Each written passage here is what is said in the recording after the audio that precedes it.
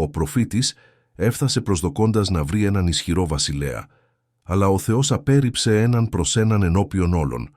Οι υψηλότεροι, πλέον έμπειροι και εντυπωσιακοί αδελφοί αγνοήθηκαν. Εν τω μεταξύ, ο αληθινός εκλεκτός δεν ήταν καν παρόν, ήταν απλώς ένας ξεχασμένος ποιμήν στους αγρούς. Γιατί ο Θεός αρνήθηκε εκείνους που φαίνονταν τέλειοι και επέλεξε κάποιον απίθανο? Παρακολουθήστε μέχρι το τέλος, διότι η πραγματική αιτία αποκαλύπτει μια ισχυρή πνευματική αλήθεια που σχεδόν κανείς δεν αντιλαμβάνεται.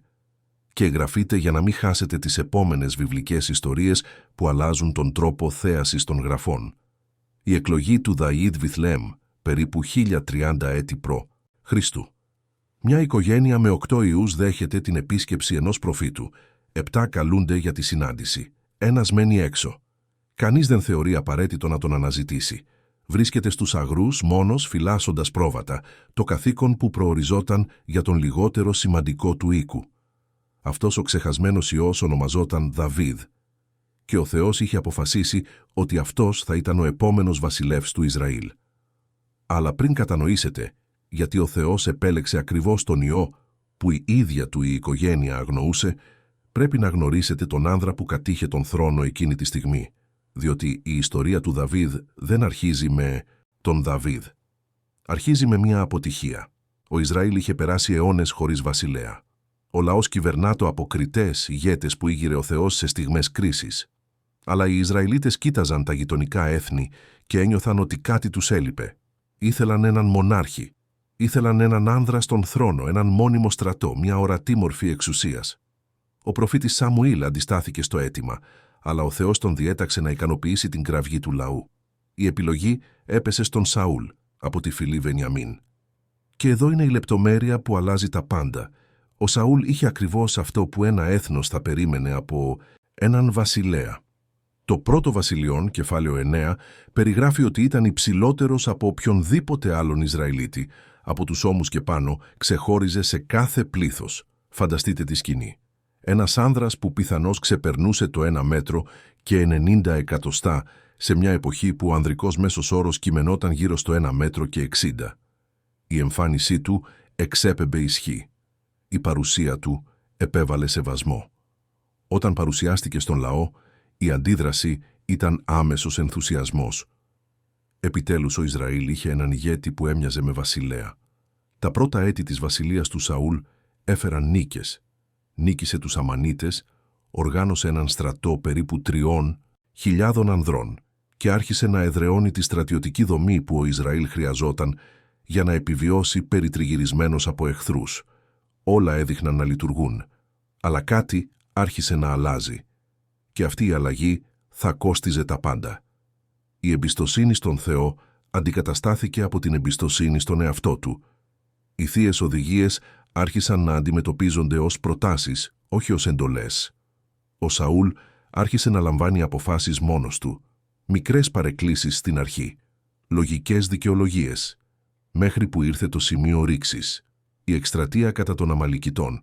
Ο Θεός είχε διατάξει μέσω του Σαμουήλ να καταστρέψει ο Σαούλ ολοσχερός εκείνον τον λαό και όλα όσα κατήχαν, άνδρες, γυναίκες, παιδιά, ζώα, αγαθά. Ήταν μια θεία κρίση επί ενός έθνους που είχε επιτεθεί στον Ισραήλ με άνανδρο τρόπο κατά την έξοδο από την Αίγυπτο, περίπου 400 έτη πριν. Η εντολή ήταν σαφής. Η υπακοή έπρεπε να είναι πλήρης. Ο Σαούλ κέρδισε τη μάχη. Κατέσφαξε τον εχθρικό στρατό. Κατέκτησε τη στρατιωτική νίκη. Αλλά δεν υπάκουσε πλήρως. Φίδεται του Αγάγ, του βασιλέως των Αμαλικιτών, πιθανώς ως τρόπαιο πολέμου.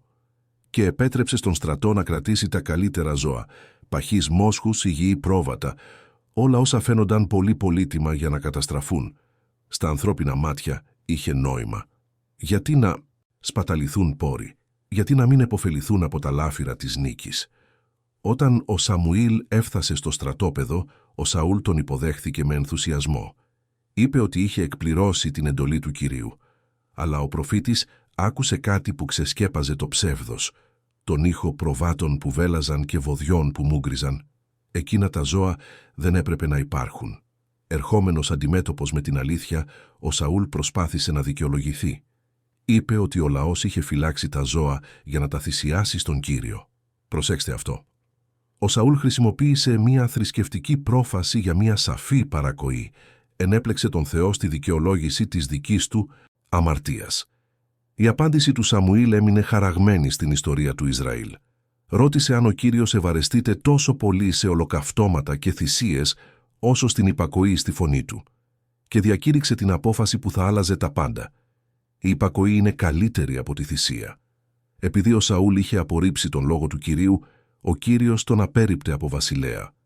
Εκείνη τη στιγμή, η βασιλεία του Σαούλ τερματίστηκε πνευματικά. Θα κατήχε ακόμη τον θρόνο για έτη. Θα διοικούσε ακόμη στρατούς. Θα αποκαλείτο ακόμη βασιλεύς. Αλλά στα μάτια του Θεού ήταν ήδη παρελθόν. Και εδώ είναι που η ιστορία του Δαβίδ αρχίζει πραγματικά. Ο Σαμουήλ απομακρύνθηκε από τον Σαούλ και δεν τον ξαναείδε μέχρι την ημέρα του θανάτου του. Ο προφήτης έκλαψε για τον πεπτοκότα βασιλέα. Είχε επενδύσει σε αυτόν, τον είχε χρήσει με τα ίδια του τα χέρια, είχε πιστέψει στις δυνατότητές του. Η πτώση του Σαούλ δεν ήταν απλώς μια πολιτική αλλαγή, ήταν μια πνευματική τραγωδία που ο Σαμουήλ ένιωθε βαθιά. Σε αυτό το πλαίσιο πένθους μίλησε ο Θεός ξανά. Και αυτό που είπε εξέπληξε τον Σαμουήλ. «Έως πότε θα πενθείς για τον Σαούλ, αφού εγώ τον απέρριψα?» Ήταν ώρα να προχωρήσει. Η εντολή ήρθε ακριβής. Να γεμίσει ένα κέρας με έλαιο και να πάει στη Βιθλεέμ, στον οίκο ενός ανδρός ονομαζόμενου Ιεσέ. Μεταξύ των ιών του ήταν ο επόμενος βασιλεύς του Ισραήλ. Αλλά εδώ ανακύπτει ένα πρόβλημα που ίσως δεν έχετε σκεφτεί. Σκεφτείτε την κατάσταση του Σαμουήλ εκείνη τη στιγμή. Ήταν ένας αναγνωρισμένος προφήτης, σεβαστός σε όλο το έθνος, αλλά η αποστολή που λάμβανε ήταν εξαιρετικά επικίνδυνη. Ο Σαούλ βασίλευε ακόμη. Ο Σαούλ είχε ακόμη στρατό. Ο Σαούλ είχε ακόμη κατασκόπους. Ο Σαούλ είχε ακόμη τη δύναμη να φωνεύσει οποιονδήποτε απειλούσε τον θρόνο του. Και ο Σαμουήλ στελόταν να χρήσει μυστικά έναν αντικαταστάτη. Αν ο Σαούλ το ανακάλυπτε, η κατηγορία θα ήταν προδοσία, η τιμωρία θα ήταν θάνατος. Ο Σαμουήλ εξέφρασε τον φόβο του ανοιχτά. Ρώτησε πώς θα μπορούσε να πάει, αφού ο Σαούλ θα τον φώνευε αν το μάθαινε. Η θεία απάντηση ήρθε με μια στρατηγική. Να πάρει μια δαμάλα και να πει ότι πηγαίνει να προσφέρει θυσία στον Κύριο. Δεν ήταν ψεύδος. Ο Σαμουήλ πράγματι θα πρόσφερε θυσία. Αλλά δεν ήταν και όλη η αλήθεια. Η Κύρια αποστολή θα παρέμενε κρυφή μέχρι την κατάλληλη στιγμή.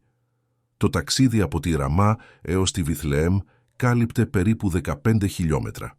Για έναν άνδρα της ηλικίας του Σαμουήλ, πιθανώς μεταξύ 60 και 70 ετών εκείνη την εποχή, η διαδρομή θα διαρκούσε αρκετές ώρες, διασχίζοντας το ορεινό έδαφος της κεντρικής περιοχής του Ισραήλ. Ο Σαμουήλ ταξίδεψε πιθανώς συνοδευόμενος από μερικούς υπηρέτες, μεταφέροντας το ζώο για τη θυσία και το κέρας του ελαίου, κρυμμένο ανάμεσα στα υπάρχοντά του. Κάθε βήμα τον πλησίαζε σε μια συνάντηση που θα άλλαζε την ιστορία του Ισραήλ για πάντα. Η Βιθλεέμ ήταν μια μικρή πόλη, με ίσως μερικές εκατοντάδες κατοίκους. Βρισκόταν περίπου 8 χιλιόμετρα νότια της Ιερουσαλήμ, σε μια περιοχή με γόνιμους λόφους, όπου η κτηνοτροφία και η γεωργία συντηρούσαν την τοπική οικονομία. Η πόλη έφερε ήδη σημαντική ιστορία. Εκεί είχε ταφεί η Ραχήλ αιώνες πριν. Εκεί η Ρούθ είχε συναντήσει τον Βοόζ και είχε ξεκινήσει τη γενιά που τώρα περιλάμβανε τον Ιεσέη και τους ιούς του.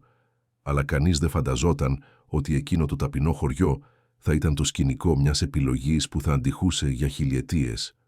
Όταν ο Σαμουήλ έφτασε στη Βιθλεέμ, οι πρεσβύτεροι της πόλεως έτρεμαν. Η παρουσία ενός προφήτου τέτοιας σημασίας σε μια μικρή πόλη μπορούσε να σημαίνει πολλά πράγματα και όχι όλα καλά. Ρώτησαν αν ο ερχομός του ήταν ειρηνικός. Ο Σαμουήλ τους καθησύχασε. Είπε ότι ερχόταν εν ειρήνη για να θυσιάσει στον Κύριο και κάλεσε όλους να αγιαστούν και να συμμετάσχουν στην τελετή. Αλλά έδωσε ιδιαίτερη προσοχή στον Ιεσέ και τους ιούς του, αγιάζοντάς τους προσωπικά και διασφαλίζοντας την παρουσία τους στο γεγονός. Τώρα φτάνουμε στην κεντρική στιγμή αυτής της ιστορίας και αυτό που συνέβη στη συνέχεια αποκαλύπτει μία από τις βαθύτερες αλήθειες για το πώς ο Θεός βλέπει τους ανθρώπους. Όταν οι ιωοί του Ιεσέ άρχισαν να παρουσιάζονται, ο Σαμουήλ είδε τον Ελιάβ τον πρωτότοκο. Το βιβλικό κείμενο δεν περιγράφει λεπτομερώς την εμφάνισή του, αλλά η αντίδραση του Σαμουήλ υποδηλώνει ότι ήταν εντυπωσιακός. Ο προφήτης κοίταξε τον Ελιάβ και σκέφτηκε αμέσως ότι αυτός έπρεπε να είναι ο κεχρισμένος του Κυρίου. Ήταν ο μεγαλύτερος ιός, πιθανώς ο υψηλότερος. Βεβαίως ο πλέον έμπειρος. Στα ανθρώπινα μάτια η επιλογή φαινόταν προφανής. Αλλά ο Θεός διέκοψε τη σκέψη του Σαμουήλ με μια διόρθωση που αντυχεί ανά τους αιώνες. «Μη βλέπεις την εμφάνισή του ούτε το ύψος του, διότι εγώ τον απέρριψα». Ο Κύριος δεν βλέπει όπως βλέπει ο άνθρωπος. Ο άνθρωπος βλέπει την εξωτερική εμφάνιση, αλλά ο Κύριος βλέπει την καρδίαν. Αναλογιστείτε τον αντίκτυπο αυτής της δήλωσης. Ο Σαμουήλ ήταν προφήτης επί δεκαετίες. Είχε χρήσει τον Σαούλ. Είχε κρίνει τον Ισραήλ. Γνώριζε τη φωνή του Θεού από παιδί. Και παρόλα αυτά η πρώτη του αντίδραση ενώπιον των ιών του Ιεσέ ήταν να αξιολογήσει βάση της εμφανίσεως. Αν ακόμη και ένας έμπειρος προφήτης έπεφτε σε αυτή την παγίδα, τι να πει κανείς για τους υπόλοιπους ανθρώπους? Το μάθημα ήταν σαφές.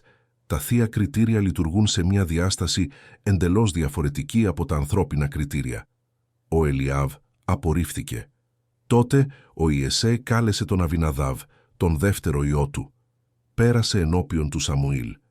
Η απάντηση ήταν η ίδια. Ούτε αυτόν επέλεξε ο Κύριος.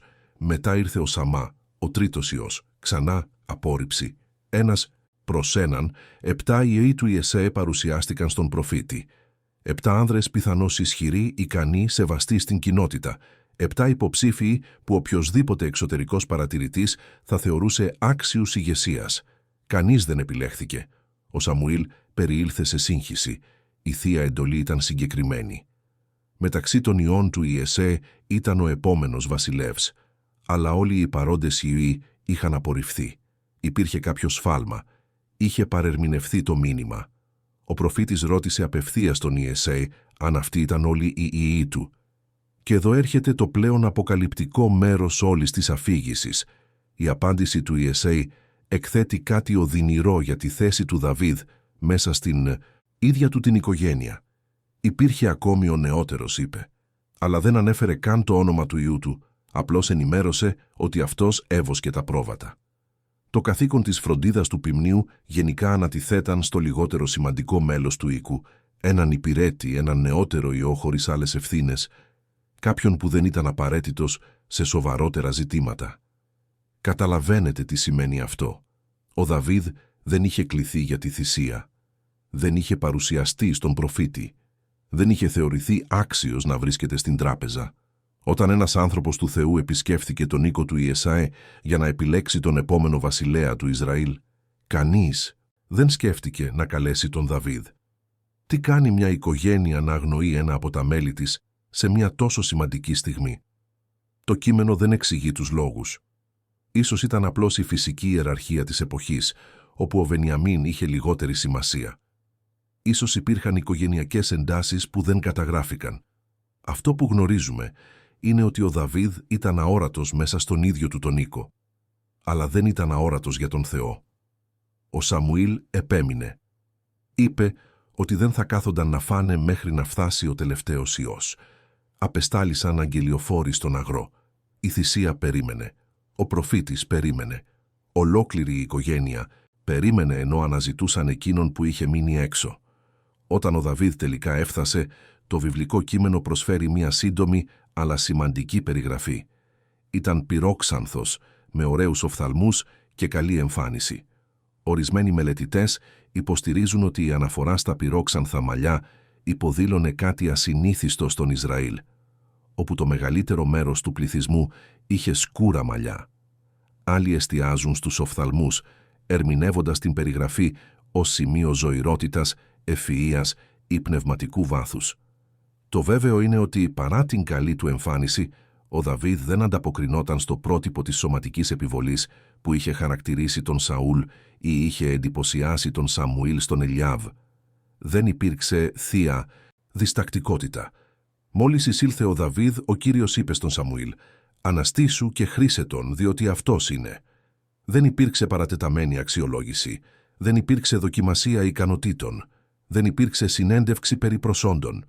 Ο Θεός γνώριζε ήδη την καρδία του Δαβίδ. Η απόφαση είχε ήδη ληφθεί πριν καν το αγόρι εισέλθει στην αίθουσα. Ο Σαμουήλ έλαβε το κέρας του ελαίου και έχρισε τον Δαβίδ ανάμεσα στους αδελφούς του. Παρατηρήστε τη σκηνή για μια στιγμή.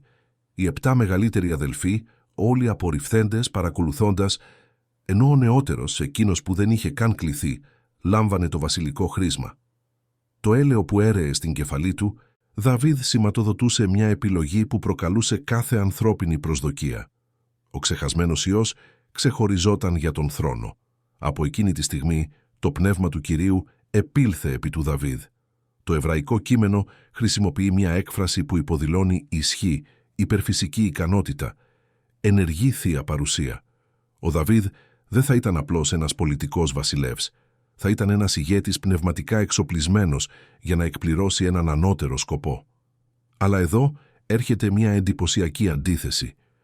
Ενώ το πνεύμα ερχόταν επί του Δαβίδ, το ίδιο κείμενο καταγράφει ότι το πνεύμα του Κυρίου αποσύρθηκε από τον Σαούλ και αντικαταστάθηκε από ένα πονηρό πνεύμα που τον βασάνιζε. 2 τροχές διασταυρώνονταν αόρατα. Ένας βασιλεύς στον θρόνο, εγκαταλελειμμένος από τον Θεό βαδίζοντας προς την καταστροφή. Ένας ποιμήν στον αγρό, εκλεκτός του Θεού, βαδίζοντας προς το στέμμα. Κανείς γύρω δεν αντιλαμβανόταν τη μετάβαση. Κανένας στρατός δεν άλλαξε πλευρά. Κανένα παλάτι δεν κατακτήθηκε, αλλά στον πνευματικό κόσμο η μεταβίβαση είχε ήδη συμβεί, γιατί ο Θεός επέλεξε τον Δαβίδ. Το κείμενο δεν προσφέρει κατάλογο προσόντων, δεν αναφέρει στρατιωτικές δεξιότητες, πολιτικές γνώσεις ή διοικητική εμπειρία. Αυτό που αναφέρει είναι η καρδία. Αργότερα, στις πράξεις κεφάλαιο 13, ο Απόστολος Παύλος θα περιέγραφε τον Δαβίδ ως άνδρα κατά την καρδίαν του Θεού, κάποιον που θα έπρατε όλο το θείο θέλημα. Αυτό ήταν το κριτήριο. Όχι η τελειότητα, ο Δαβίδ θα διέπρατε τρομερά σφάλματα κατά τη διάρκεια της ζωής του, αλλά η διάθεση, η δεκτικότητα, μια καρδία που, ακόμη και όταν έπεφτε, πάντα θα επεδίωκε να επιστρέψει. Και αυτή είναι η θεμελιώδης διαφορά μεταξύ Σαούλ και Δαβίδ. Προσέξτε, όταν ήρθε αντιμέτωπος με την αμαρτία του, ο Σαούλ πρόσφερε δικαιολογίες, μετέφερε την ευθύνη στον λαό, προσπάθησε να υποβαθμίσει την παρακοή. Όταν ο Δαβίδ ήρθε αντιμέτωπος με τις δικές του αμαρτίες έτη μετά, και ορισμένες ήταν βαρύτατες, συμπεριλαμβανομένης της μοιχείας και του φόνου, η απάντησή του ήταν διαφορετική. Ομολόγησε, συνετρίβει, έγραψε ψαλμούς μετανοίας που αναγιγνώσκονται ακόμη χιλιάδες έτη μετά. Ο 50ος ψαλμός, γραμμένος μετά την αμαρτία του με τη Βηθσαβεέ, θεωρείται μία από τις βαθύτερες εκφράσεις μετανοίας σε όλη τη θρησκευτική λογοτεχνία. Ο Θεός δεν επέλεξε τον Δαβίδ επειδή ήταν τέλειος. Τον επέλεξε επειδή γνώριζε την κατεύθυνση της καρδίας του. Αλλά υπάρχει και ένα άλλο στοιχείο που αξίζει προσοχής, και αυτό εξηγεί πολλά για το ποιος θα γινόταν ο Δαβίδ. Η εμπειρία ως ποιμήν. Ενώ οι αδελφοί του πιθανώς απασχολούνταν με καθήκοντα που θεωρούνταν σημαντικότερα, ο Δαβίδ περνούσε τις ημέρες του στον αγρό, μόνος με τα πρόβατα. Αυτή η φαινομενικά σήμαντη λειτουργία διαμόρφωνε μέσα του ουσιώδη χαρακτηριστικά για τη μελλοντική ηγεσία. Ένας ποιμήν στον Ισραήλ δεν είχε εύκολο έργο. Το έδαφος ήταν ανώμαλο, με πετρώδεις λόφους, βαθιές κοιλάδες και περιοχές δύσκολης πρόσβασης. Η περιοχή γύρω από τη Βιθλεέμ κειμενόταν μεταξύ 800 και 1000 μέτρων υψόμετρο, με θερμοκρασίες που μπορούσαν να ξεπεράσουν τους 35 βαθμούς το καλοκαίρι και να πέσουν κοντά στο 0 τις νύχτες του χειμώνα. Οι θηρευτές ήταν μια διαρκής απειλή. Λέοντες και άρκτοι κατοικούσαν στην περιοχή και επιτίθεντο τακτικά στα ποίμνια. Λύκοι κυνηγούσαν σε ομάδες, περιμένοντας τη στιγμή που ο ποιμήν θα αφαιρείτο. Ο ποιμήν έπρεπε να είναι άγρυπνος ημέρα και νύχτα, να γνωρίζει κάθε ζώο υπό τη φροντίδα του, να οδηγεί το ποίμνιο σε ασφαλείς βοσκές και πηγές ύδατος και να είναι πρόθυμος να διακινδυνεύσει την ίδια του τη ζωή για να προστατεύσει τα πρόβατά του. Ένα τυπικό ποίμνιο μπορούσε να έχει από 20 έως 100 πρόβατα και η απώλεια οποιουδήποτε σήμαινε πραγματική ζημία για την οικογένεια. Αργότερα, όταν ο Δαβίδ παρουσιάστηκε για να αντιμετωπίσει τον Γολιάθ, ανέφερε αυτή την εμπειρία. Διηγήθηκε στον Σαούλ ότι ενώ φρόντιζε τα πρόβατα του πατέρα του, είχε αντιμετωπίσει λέοντες και άρκτους που προσπαθούσαν να επιτεθούν στο ποίμνιο. Όταν τα θηρία άρπαζαν ένα πρόβατο, ο Δαβίδ τα καταδίωκε, χτυπούσε τον θηρευτή και διέσωζε το ζώο από το στόμα του. Αν το θηρίο στρεφόταν εναντίον του, ο Δαβίδ το έπιανε από τη χέτη και το φώνευε. Δεν ήταν ποιητική υπερβολή. Ήταν η σκληρή πραγματικότητα της κτηνοτροφίας σε εκείνη την περιοχή. Αναλογιστείτε τι ανέπτυξε αυτή η εμπειρία στον Δαβίδ. Φυσικό θάρρος ενώπιον πραγματικών κινδύνων. Υπευθυνότητα για ζωές που εξαρτώνταν από αυτόν. Υπομονή κατά τη διάρκεια μακρών περιόδων φαινομενικής αδράνειας. Οικειότητα με τον Θεό στις μοναχικές ώρες του αγρού. Ο νεαρός που έπαιζε την κινήρα για να ηρεμήσει τα πρόβατα ανέπτυξε καλλιτεχνική ευαισθησία που θα παρήγαγε ορισμένα από τα ωραιότερα κείμενα της βίβλου. Το αγόρι που αντιμετώπισε θηρία μόνο του ανέπτυξε την εμπιστοσύνη που θα τον έκανε να προκαλέσει έναν Φιλισταίο γίγαντα. Η μοναξιά του αγρού επέτρεψε επίσης κάτι που τα πιο πολυσύχναστα περιβάλλοντα δυσκολεύουν. Χρόνο για στοχασμό, προσευχή και κοινωνία με τον Θεό. Πολλοί από τους ψαλμούς που αποδίδονται στον Δαβίδ φέρουν ποιμενικές εικόνες. Ο Κύριος ως ποιμήν, χλωερή τόπη, ύδατα αναπαύσεως, προστασία στην κοιλάδα της σκιάς του θανάτου. Αυτές δεν ήταν αφηρημένες μεταφορές για τον Δαβίδ. Ήταν βιωμένες εμπειρίες. Γνώριζε το έργο του ποιμένος επειδή είχε πάρξει ποιμήν. Και όταν έψαλε για τον Θεό που τον φρόντιζε όπως ένας ποιμήν φροντίζει τα πρόβατά του, μιλούσε για κάτι που κατανοούσε βαθιά. Η Θεία Επιλογή συχνά λειτουργεί έτσι. Αυτό που φαίνεται ως μειονέκτημα γίνεται προετοιμασία. Αυτό που φαίνεται ως καθυστέρηση γίνεται εκπαίδευση. Τα έτη που ο Δαβίδ πέρασε αόρατος στον αγρό, αγνοημένος από την οικογένεια, μακριά από τις σημαντικές αποφάσεις, σφυριλατούσαν μέσα του ακριβώς ό,τι θα ήταν απαραίτητο για να ηγηθεί ενός έθνους. Αλλά εδώ έρχεται κάτι που ίσως δεν περιμένατε. Μετά το χρήσμα, κάτι εκπληκτικό συνέβη, ή μάλλον κάτι εκπληκτικό δεν συνέβη. Ο Δαβίδ δεν οδηγήθηκε αμέσως στο παλάτι. Δεν έλαβε στρατό. Δεν ανέλαβε θέση εξουσίας. Επέστρεψε στον αγρό. Το κείμενο του πρώτου Βασιλειών κεφάλαιο 16 προχωρά απευθείας στην επόμενη σκηνή, όπου ο Δαβίδ καλείται να παίξει την κινήρα ενώπιον του Σαούλ, ο οποίος βασανιζόταν από ένα πονηρό πνεύμα. Αλλά ακόμη και σε αυτή τη νέα λειτουργία, ο Δαβίδ δεν αναγνωριζόταν ως μελλοντικός βασιλεύς. Ήταν απλώς ένας ταλαντούχος νεαρός μουσικός που έφερνε προσωρινή ανακούφιση σε έναν ταραγμένο μονάρχη. Θα περνούσαν έτη μεταξύ του χρήσματος και της στέψεως. Οι μελετητές εκτιμούν ότι αυτή η περίοδος διήρκεσε μεταξύ 10 και 15 ετών, μια αναμονή αρκετά μακρά για να δοκιμάσει οποιαδήποτε πίστη. Έτη αναμονής, έτη δοκιμασίας, έτη κατά τα οποία ο Δαβίδ θα καταδιωκόταν από τον Σαούλ, θα ζούσε ως φυγάς σε σπήλαια όπως αυτό της Οδολάμ, όπου περίπου 400 άνδρες καταχρεωμένοι και πικραμένοι ενώθηκαν μαζί του. Θα ηγείτο αυτής της ομάδας περιθωριοποιημένων. Θα αντιμετώπιζε τον πειρασμό να φωνεύσει τον διώκτη του όταν είχε την ευκαιρία. Τουλάχιστον 2 φορές το κείμενο καταγράφει ότι ο Σαούλ έμεινε ευάλωτος ενώπιον του Δαβίδ και θα χρειαζόταν να εμπιστευθεί ότι η Θεία Υπόσχεση θα εκπληρωνόταν στον κατάλληλο χρόνο. Κάθε ημέρα στην έρημο Ενγαδί, κάθε νύχτα κρυμμένος στα όρη, κάθε στιγμή πείνας και αβεβαιότητας δοκίμαζε την πραγματικότητα εκείνου του χρήσματος που έλαβε έτη πριν. Αυτό το μεσοδιάστημα διδάσκει κάτι θεμελιώδες για τις οδούς του Θεού. Η Θεία Επιλογή δεν σημαίνει άμεση προαγωγή.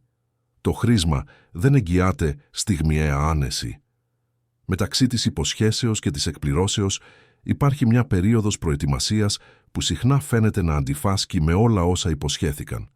Ο Δαβίδ χρήστηκε βασιλεύς, αλλά πέρασε έτη φεύγοντας ως εγκληματίας.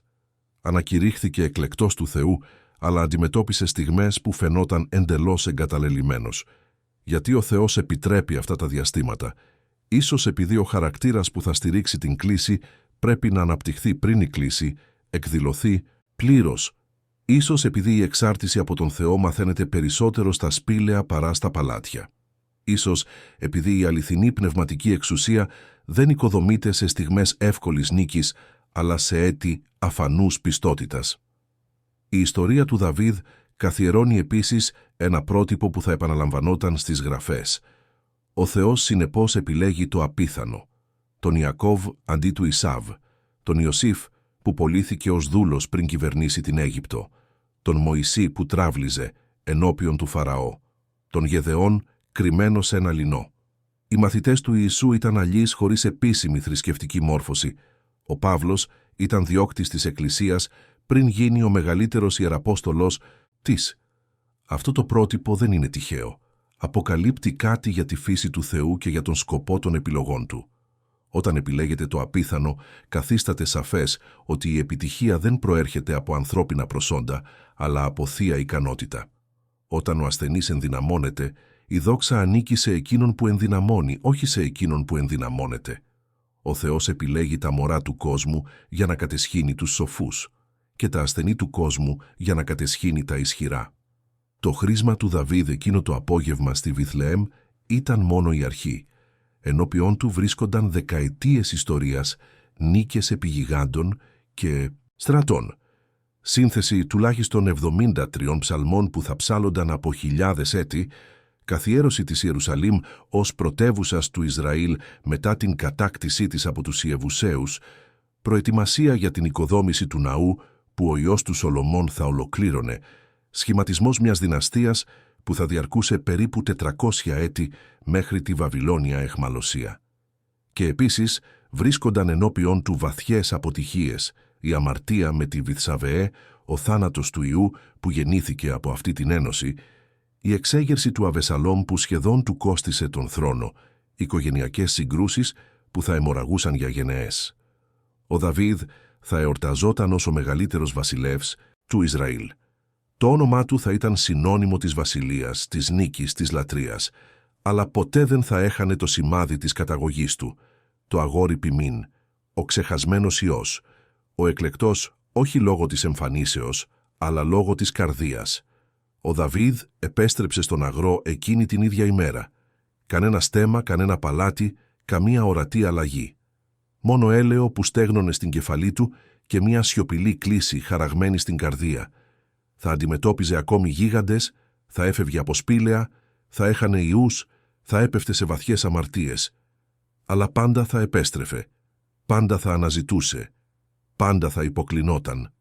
Αιώνες μετά, όταν οι προφήτες ανήγγελαν τον ερχομό του Μεσσία, επαναλάμβαναν μία συγκεκριμένη εικόνα. Εκείνος θα ερχόταν από τη γενιά του Δαβίδ. Θα γεννιόταν στη Βιθλεέμ, την ίδια πόλη όπου ένα αγόρι ποιμήν χρήστηκε μυστικά. Και όταν ο Ιησούς παρουσιάστηκε στον κόσμο, επέλεξε ακριβώς τη μεταφορά που σημάδεψε τη νεότητα του Δαβίδ. «Εγώ είμαι ο ποιμήν ο καλός». Ο ξεχασμένος Υιός δεν λησμονήθηκε απλώς. Έγινε πρόγονος του Σωτήρος.